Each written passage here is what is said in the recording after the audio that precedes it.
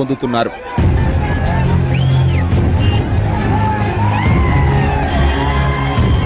రైతు వ్యవసాయం చేయలేను బాబోయ్ అంటూ క్రాప్ హాలిడే ప్రకటిస్తున్నాడు.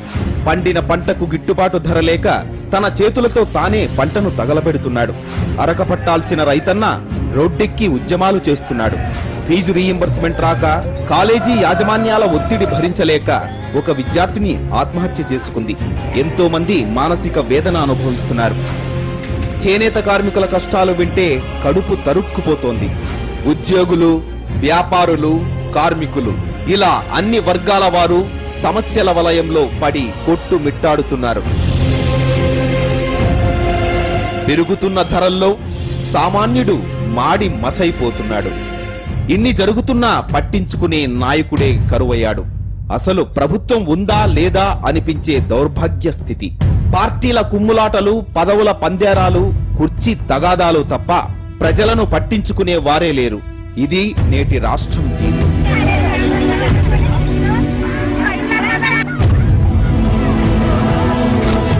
ఇలాంటి పరిస్థితుల్లో మళ్లీ ఆంధ్రప్రదేశ్కు ఒక సమర్థవంతమైన నాయకత్వం కావాలి. తెలుగువారి ఆత్మగౌరవాన్ని ఢిల్లీ వీధుల్లోనే కాదు ప్రపంచ దేశాల్లో రెపరెపలాడించే నాయకుడు రావాలి. రైతును రాజుగా చూసి మురిసిపోయే నాయకుడు కావాలి. పేదవాడి ముఖాన చిరునవ్వు చూడడమే లక్ష్యంగా పాలన సాగించే పరిపాలకుడు రావాలి.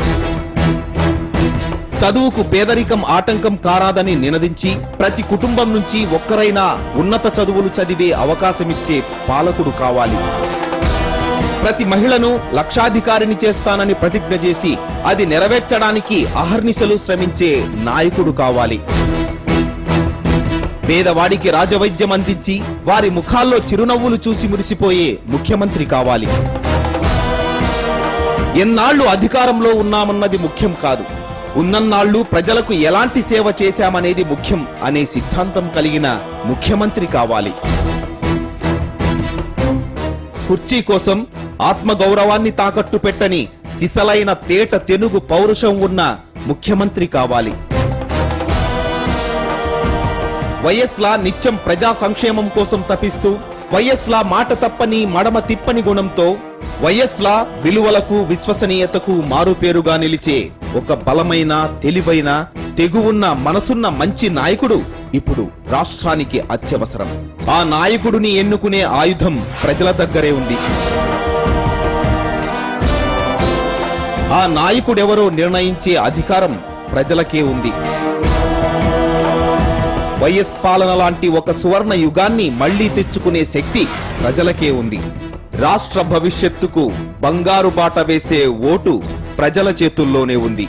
రేపటి తరాల భవితను కూడా అదే నిర్ణయిస్తుంది.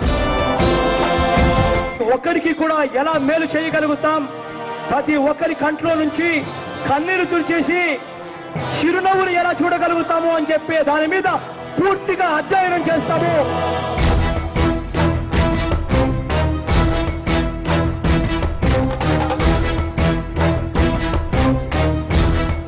ఇవాళ నా నోట్లో నుంచి మాటలు వస్తున్నాయి అనంటే ఆ పేదరికానికి కులం లేదు, మతం లేదు, గోత్రం లేదు, ఇంకొకటి లేదు, వాళ్ళల్లో ఉన్నది మమకారం తప్ప మరొకటి లేదు అన్న సంగతి తెలుసుకున్నాను కాబట్టి నా నోట్లో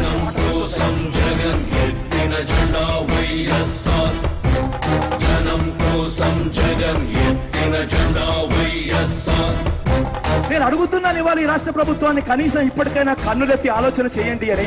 జనం కోసం జగన్ ఎత్తిన జెండా వైఎస్ఆర్, జనం కోరిన జగన్ ఇచ్చిన ఎజెండా వైఎస్ఆర్.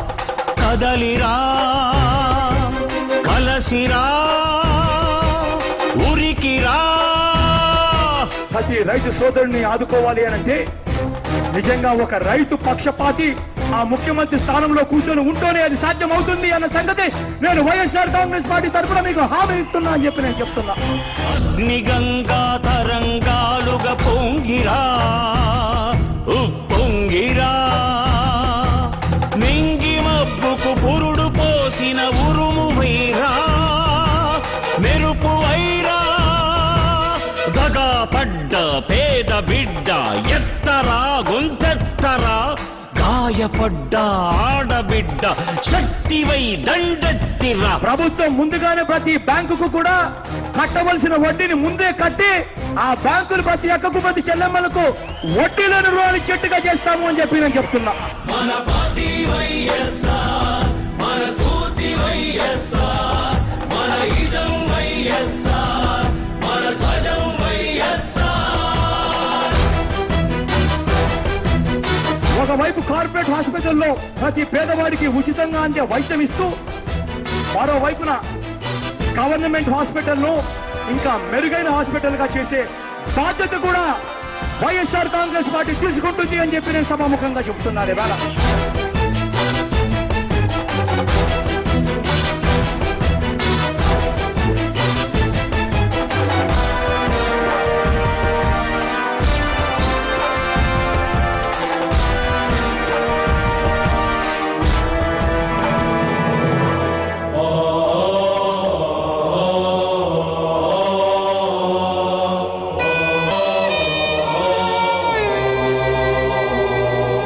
పేదవాణి కడుపు నింపే అందమే కానుక. 20 కేజీల బియ్యాన్ని 30 కేజీలు 2 రూపాయలకే చేసి తీరుతుంది అని చెప్పి మాట ఇస్తున్నామని చెప్పి నేను చెప్తున్నా. అన్నదాత పొలము నిండా నీళ్ల పరవళ్ళే ఇక. రైతు సోదరుడి ముఖాన శాశ్వతమైన చిరునవ్వును చూడాలి అని అంటే ఆ ప్రతి రైతు సోదరుడికి కూడా సాగునీరు అందిస్తేనే సాధ్యమవుతుంది అని. గుండెలోన గూడులోన చీకటుండరాదిక. బతుకు నిండా ఉచిత వెలుగులు ఇచ్చుటే వేడుక. ప్రతి అవ్వకు ప్రతి తాతకు ప్రతి వితంతువుకు ఇవాళ ఇస్తున్న ఈ 200 రూపాయలను 3 పూట్ల భోజనం పెట్టే రీతిలో ఉండేట్టుగా కనీసం అంటే 700 రూపాయలకు కనీసం తక్కువలో కాదు చేయాలి అని చెప్పి నేను చెప్తున్నా. అందు మాకు లేక ఎవరు కృంగరాదు ముందిక.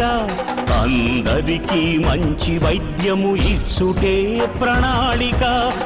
నాకు ఆరోగ్యం బాగలేకపోతే వైద్యం కోసం ఏ హాస్పిటల్కి అయితే నేను పోతానో అదే హాస్పిటల్లో అదే బెడ్ మీద పేదవాడు పడుకోవాలి, అదే డాక్టర్ల చేత ఉచితంగా ఆపరేషన్ పొందాలి. చదువు లేక పిల్లలెవరు బాధ చెందబోరిక. ఉన్నత శిఖరాలకు ఉచిత విద్యలే సూచిక.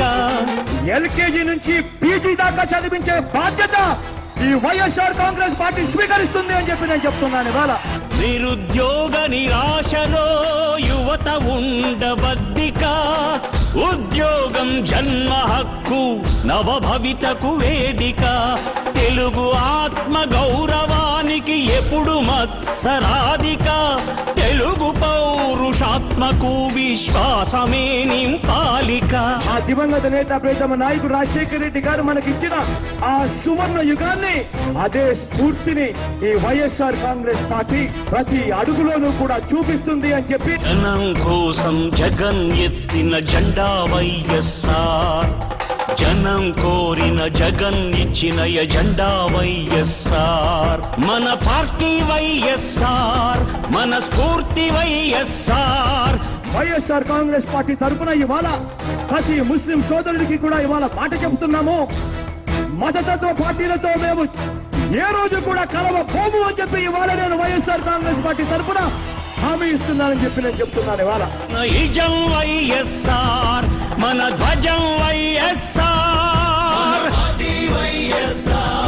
మన స్ఫూర్తి వైఎస్ఆర్, మన ఇజం వైఎస్ఆర్, మన ధ్వజం వైఎస్ఆర్. జనం కోసం జగన్ ఎత్తిన జెండా వైఎస్ఆర్. జనం కోసం జగన్ ఎత్తిన జెండా